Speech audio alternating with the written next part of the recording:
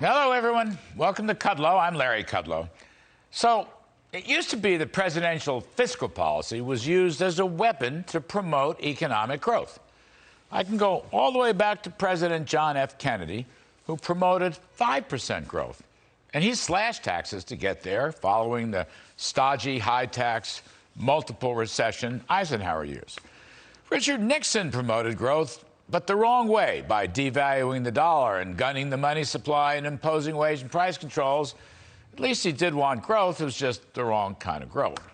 Ronald Reagan was the quintessential growth president, slashing taxes across the board, decontrolling oil, deregulating large swaths of the economy, and giving Paul Volcker the ground to stand on in order to fight inflation.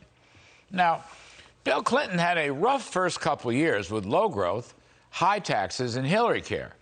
But he wised up in his second term, and he slashed the capital gains tax, balanced the budget, reformed welfare, all in partnership with the Newt Gingrich Republican Congress.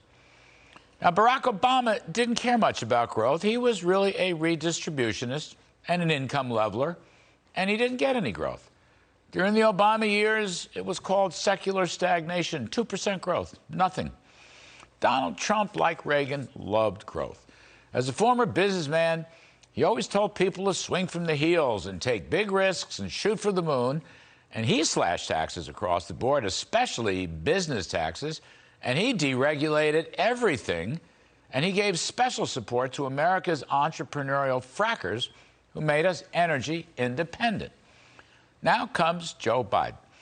Mr. Biden's budget put out yesterday continues his tradition of big government socialism. He's going to spend big, tax big, and regulate big. The only thing he wants small is the fossil fuel industry. What's so interesting about Biden's budget is, for all of his left-wing approaches, there's no growth. From 2022 out to 2032, in that 10-year budget window, Mr. Biden's budget shows essentially 2% growth. That's all. More secular stagnation. More of the Obama-Biden neglect of growth. Trump was a pleasant interlude. But now climate change, social justice, critical race theory, all more important than growth or incentives for growth. Really, if I believed in the socialist model, I would want to argue its superiority to free enterprise capitalism by showing off growth. One of the things that made China a world player was Deng Xiaoping liberalized the economy. And then China grew in double digits and became a big shot. But Mr. Biden doesn't want to be a big shot. He'd rather just tax success. In fact, in his wealth tax program, he's triple taxing success. First, by raising the personal income tax from 37% to 40%. Second, by raising the capital gains tax from 24% to 40%. And third, by slapping on a 20% surtax for the wealthiest and most successful folks, including taxing unrealized capital gains.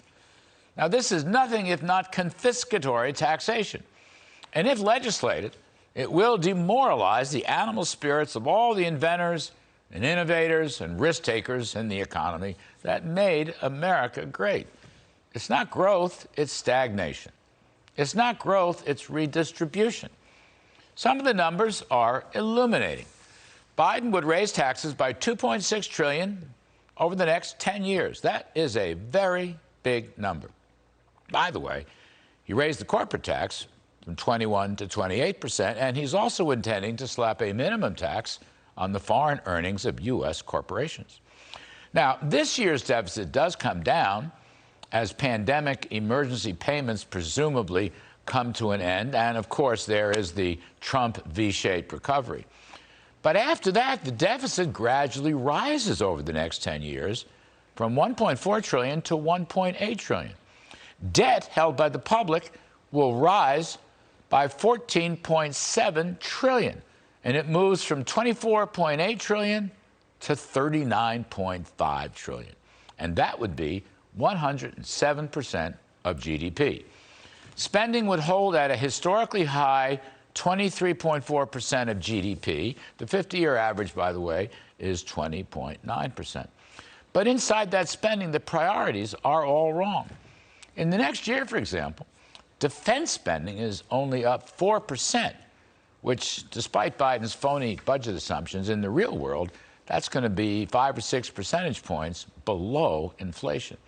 Meanwhile, non-defense discretionary spending goes up 9.5%, more than twice the rise in security. And the Green New Deal, well, it wins big in Biden's budget. The EPA spending is up 29%. Energy Department up 15%. Interior Department up 19%. We're talking Green New Deal subsidies, environmental justice, equity, and racial justice. This is truly a woke budget. It's also a pro-inflation budget because deficit spending goes on forever. And that will put great pressure on the Federal Reserve to finance it with exorbitant money creation, which is exactly the combo that generated the Biden inflation crisis in the first place. There's really no change.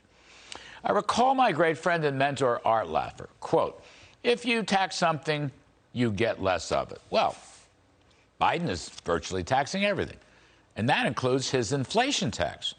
Everybody's going to lose, but middle-income working folks will wind up losing the most because the dollars in their wallets and purses will be worth vastly less. They'll buy fewer goods and services. There'll be fewer job opportunities because investors won't invest and new business starts won't happen. Technology and innovation will be blunted. Free market enterprise is all about incentives. Socialism is all about redistribution, taking from Peter to pay Paul, enhancing the power of government and its central planners. This is a big government socialist budget.